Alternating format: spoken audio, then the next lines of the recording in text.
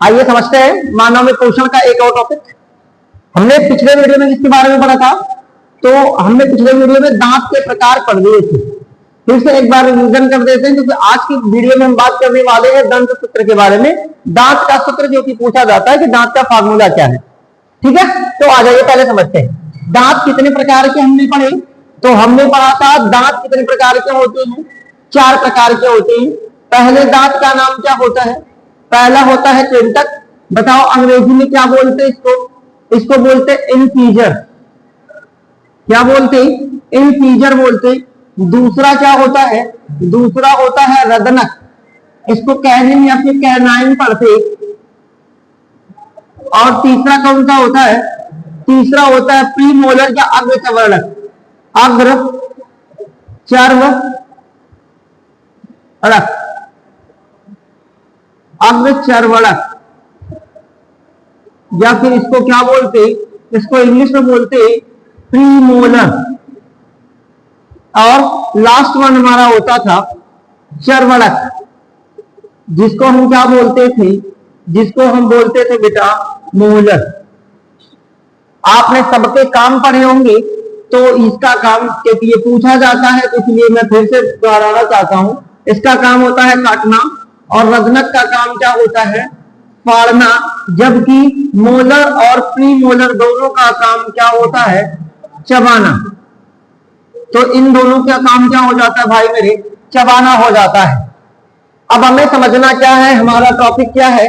तो हमारा टॉपिक है दंत सूत्र। क्योंकि दंत सूत्र पूछा जा सकता है, इसलिए हम इसको आराम से समझेंगे। अब हम जानते हैं कि मनुष्य के जीवन काल में कितनी बार दांत आते हैं? तो 2 बार दांत आते हैं, जिसको हम द्विबार दंती कहते हैं, है ना। यानी कि एक दांत को हम दूध के दांत बोलते, जबकि दूसरे दांत को हम अस्थाई दांत बोलते हैं, है ना। लगभग 13 वर्ष की आयु में जो दांत ये गिर जाने चाहिए, नहीं गिरे हैं तो समझ लीजिए थोड़ी दिक्कत तो नहीं होनी चाहिए। लेकिन 13 साल की उम्र तक जो दूध के दांत होते हैं वो संभवतः गिर जाते हैं। अगर बचे हैं तो अब स्ट्रॉन्ग वाले आदमी है ना। फिलहाल समझिए दंत सूत्र 2 अलग अलग के लिए होता है। पहले मैं आपको शॉर्ट फॉर्म में याद करने का तरीका बता दे रहा हूं। तो एक होते हैं भाई मेरे, पहले शिशु का लिखिए। शिशु का दंत सूत्र क्या होता है? शिशु में कुल दांतों की संख्या कितनी होती है? 20। इसका फार्मूला बनाइएगा 2102 बटे 2102। दूसरा होता है वयस्क का। तो वयस्क का कितना होता है? वयस्क में टोटल दांतों की संख्या कितनी होती है? 32।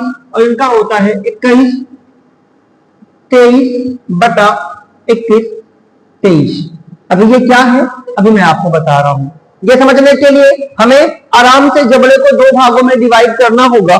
तो पहले मैं जबड़े का फिगर बना दूं। अब ध्यान से देखिए, ये ऐसा कुछ होता है हमारा मुंह। थोड़ा तो मैंने छोटा बना दिया, बड़ा बना दूं ताकि आपको मैं समझा पाऊं। अगर नहीं दिख रहा होगा तो इसके लिए क्षमा प्राप्त। आ जाइए, छोटा में ही कवर करते। अगर ये मान लीजिए मुंह है, अब मत कहिएगा कि कैसा मुंह है।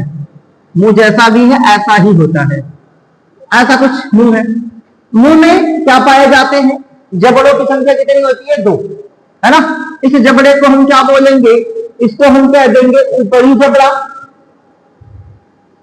और नीचे वाले जबड़े को हम क्या बोल देंगे? निचला जबड़ा। जबड़ा। अगर पिछले वीडियो से अगर आपको जो जानकारी मिली है, उसका मतलब सामने की तरफ 4 दांत होते हैं। 1 2 3 और ये रहा 4। 4 इधर होंगे तो 4 दांत इधर। 1 2 3 और ये रहे 4 दांतों पे कमेंट नहीं, कॉन्सेप्ट समझने की कोशिश करिए, है ना। 4 दांत ऊपर, 4 दांत नीचे। ये कौन से दांत हैं बेटा? ये दांत होते हैं हमारे वाले कौन से? कृंतक। ये कौन सा दांत है? ये हो जाएगा कृंतक। अब इसके बगल में 2 नुकीले दांत पाए जाते हैं। इसके बगल में 2 नुकीले, आराम से समझेंगे पूरा कॉन्सेप्ट समझ में आ जाएगा। इसके बगल में, सॉरी कुछ ज्यादा नुकीला हो गया है ना, शेर बन गया। ये इस दांत को क्या बोलते हैं? इस दांत को हम बोलते हैं रदनक। और इस दांत को हम क्या बोलते हैं? एक ही जगह लिखता है, लेकिन दोनों समझिए आप, क्योंकि दोनों जबड़ा एक साथ समझेंगे। अब दो दांत यहां पाए जाते हैं, इसके बाद चौड़े चौड़े। इस दांत को क्या बोलते? इसको बोलते अग्र चर्वणक। अग्र चर्वणक। दो इधर भी होते तो दो इधर भी होते, और तीन फिर छोटे छोटे हो जाते दांत। ये जबड़ा हो जाएगा, वरना आप इसके करके यहां करते। तीन यहां चौड़े चौड़े, इनके अलावा तीन दांत होते हैं। इन तीनों दांत को हम क्या बोलते? इनको हम बोलते चर्वणक। क्या बोलते? चर्वणक। ये क्या हो जाता? चर्वणक। सेम प्रोसीजर यहां है, ये हो जाएगा क्या? ये हो जाएगा अग्र चर्वणक। अग्र चर्वणक। इधर भी हो जाएगा अग्र चर्वणक। इसके बाद तीन चौड़े चौड़े दांत होंगे, इनका नाम क्या होगा? चर्वणक। और यहां भी तीन दांत होंगे, एक दो और ये रहा तीन, इनका नाम क्या होगा? चर्वणक। चलो पहले एक बार दांत गिन लेते हैं, फिर मैं फार्मूला बनाना सिखा रहा हूं। कैसे बना वो फार्मूला बता रहा हूं। पहले यहां से गिनते हैं। 1 2 3 4 5 6 7 8 9 10 11 12 13 14 15 और ये 16 17 18 19 20 21 22 23 24 25 26 27 28 29 30 31 और ये रहा 32। टोटल दांतों की संख्या कितनी होती है? 32। लेकिन कब? जब ये किसका, अगर ये जबड़ा किसका हो, यदि ये जबड़ा वयस्क का हो तब। अगर यही कहीं अगर ये जबड़ा हो जाए मान लो शिशु का, ये जबड़ा हो जाए शिशु का, तो मैंने आपको एक लाइन बताई है कि शिशु में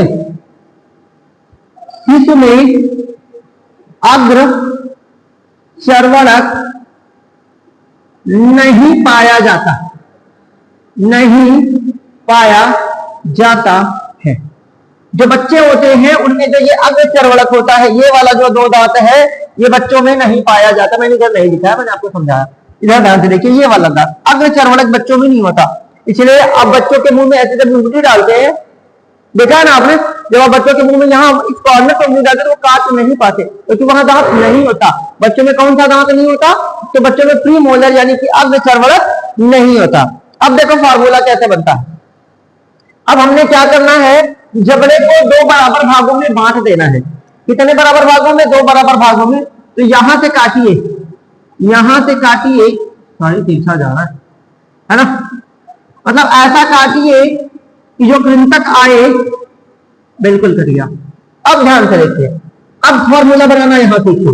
अगर मैं आपको कहूं कि वयस्क का दंत सूत्र, वयस्क का दंत सूत्र लिखिए, या दे देगा मानव के दंत सूत्र को लिखिए। लेकिन अगर आपसे मानव पूछेगा तो आप वयस्क का लिखेंगे, है ना, वयस्क का आप लिखेंगे, बच्चे का नहीं लिखेंगे, क्योंकि मानव का पूछ रहा है तो आप उसको बच्चे का लिखेंगे।